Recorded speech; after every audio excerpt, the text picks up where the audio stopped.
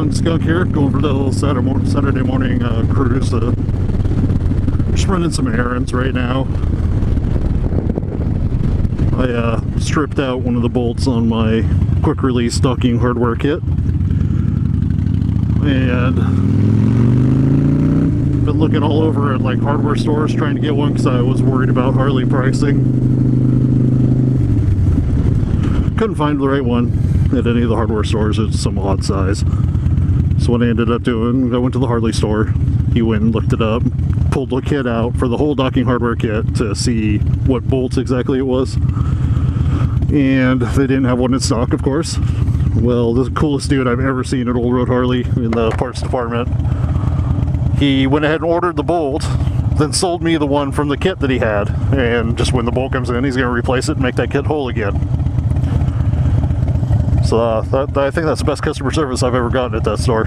So that made me really happy. Now, I'm having a little trouble with startup lately. My bikes really have trouble starting, and I was just curious. I'm pretty sure my battery's just starting to get weak. So, yeah, whatever, it happens. But I was curious, anybody out there spend the extra money for like a lithium battery? Is it worth it? Can I still put that lithium battery on my battery tender to keep it all charged up nicely? So if anybody's got the answer to that, throw it out to me. So while I'm heading over to Cycle Gear right now, I'm gonna go look at one of the cheaper fork bags to cover up that wiring mess from when I had to relocate my turn signals in the front to put my fairing on. So while I'm heading over there, I think the big topic that's been on my mind lately is California voters. What the fuck are they thinking? I really don't get it. We've passed all these laws to make it easier for people to get out of prison for what they call, and I quote, non-violent crimes. Well, on top of these releasing people from prison, new laws that everybody's voting in, they also voted to make it harder for a law-abiding citizen to get an ammo or a firearm to protect themselves. I don't get it. I really don't. And recently, real close by, all within the county that I live in, one of which being in part of the area that I service as an emergency medical technician, 2 police officers have been ambushed and killed, and another one injured by 2 criminals that were released from prison early because of these new laws that California voters have voted in. How they're expecting crime to go away by making it harder for law-abiding citizens to get guns, but letting criminals out of prison. Is it just my way of thinking? I don't see how that's going to serve any purpose. I think that's just going to make things worse here.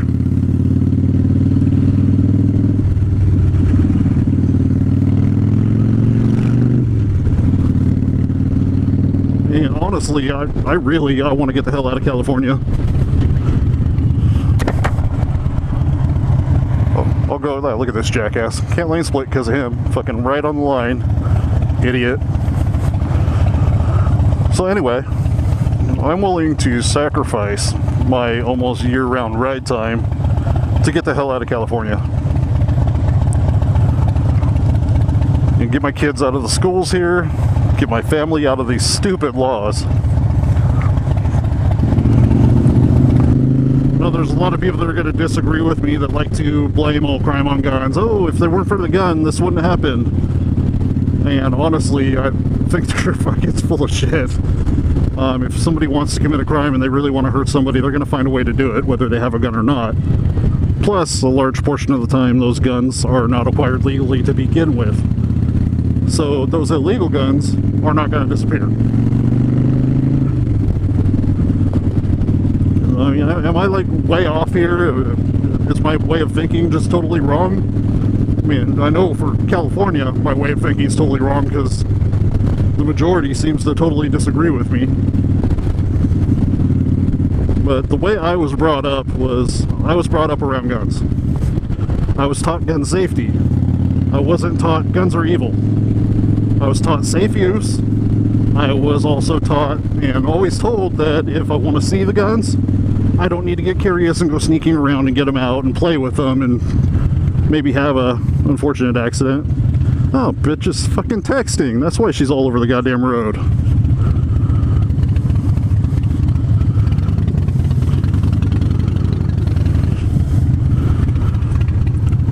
And I've been the same way with my kids. They don't have to get curious about the guns. All they gotta do is ask.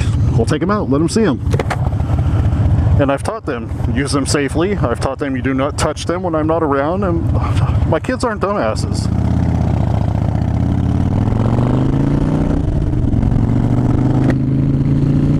You know, dumbass may be one of my son's nicknames, but it's a joke. It's not true. He's not a dumbass. He's a smart kid.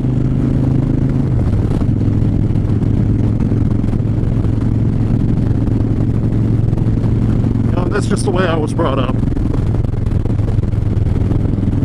I was taught they're to be used responsibly. They are for target shooting and practice or self-defense only. Now that doesn't mean you get in a fight and lose, you run home and get your gun and point it at somebody, because I was also taught if you point your gun at somebody, you better plan on killing them. And you better have good reason for killing them, because if you don't, you will pay. And I understand that.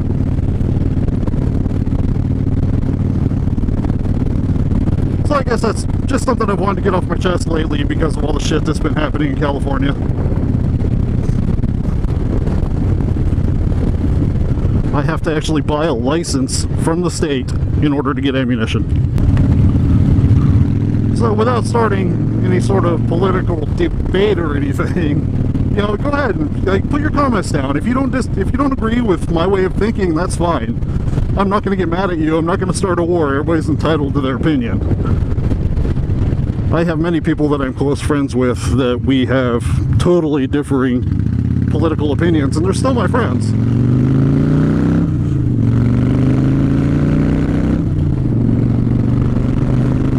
You know, and that's not going to change. Everybody's entitled to their opinion.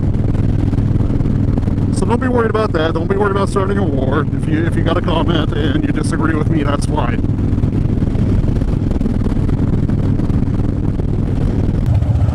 I hate it when there's not enough room to lane split. So I bought a cool little tool bag at Cycle Gear. It was actually on sale for 20 bucks. And it does exactly what I wanted it to do. It covers up all the wiring mess from my turn signal relocation. Looks really nice, actually. It was a bit of a struggle finding a way to get it to fit on there with my bat wing, but I got her figured out. Now I got to figure out what to do with the excess straps there because they're blowing around in the wind.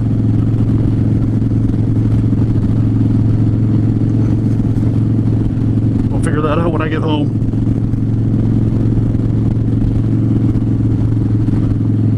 I way overdressed for today. Looked at the forecast, it wasn't supposed to warm up at all today, and I put on base layers. I had my vest on with my fucking asshole. I had my vest on with my armored hoodie under, and I was thinking that it was gonna be cold and I'd be fine.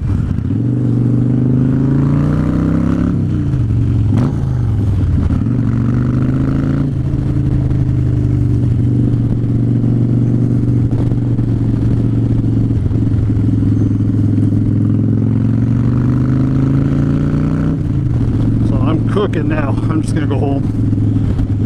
I guess I'm not gonna ride anymore today, but I got everything I needed. I got my little tool bag. I don't like the way the fasteners hold, so I think I'm gonna put a cable tie around them just to make sure they don't go anywhere.